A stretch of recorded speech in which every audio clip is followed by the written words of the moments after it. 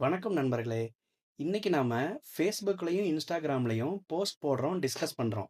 20 வருஷத்துக்கு முன்னாடி இருந்தவங்கலாம் என்ன பண்ணியிருப்பாங்கன்னு கேட்டீங்கன்னா, அதுக்கு தான் பிளாக்ன்னு ஒண்ணு இருந்துச்சு. இந்த வீடியோல தமிழ்ல வந்த முதல் வலைப்பூ, அதாவது பிளாக் எதுன்னு தான் பார்க்க போறோம். பிஜிடிஆர்பி சிலபஸ் படி யூனிட் வைஸா கொஸ்டின்ஸ தொகுத்துக்கிட்டு இருந்தப்போ தான் நான் ஒரு விஷயத்த நோட் பண்ணேன்.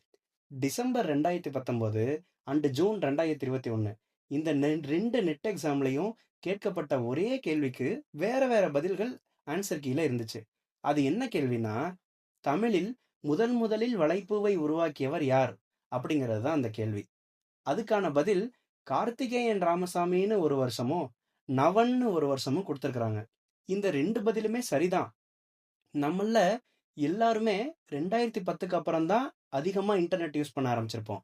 ஆனா 2003 காலகட்டத்திலேயே நவன்கிற பிளாகரு blogger.com தளத்துல தமிழ்ல பிளாக் தொடங்கிட்டாரு. கிட்டத்தட்ட அதே காலகட்டத்துல கார்த்திகேயன் ராமசாமிங்கிறவரும் பிளாக் ஸ்ட்ரைவ்ங்கிற இணையதளத்துல பிளாக் தொடங்கியிருக்காரு. ஸோ இந்த 2 பதிலுமே சரிதான்.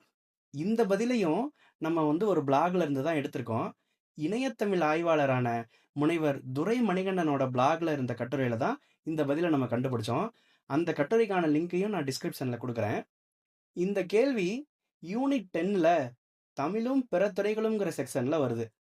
இது போன்ற பிஜிடிஆர்பி, நெட்டு, செட்டு தேர்வுகள் தொடர்பான A to Z தகவல்களை தெரிஞ்சுக்கணும்னா இந்த சேனலை சப்ஸ்கிரைப் பண்ணுங்க.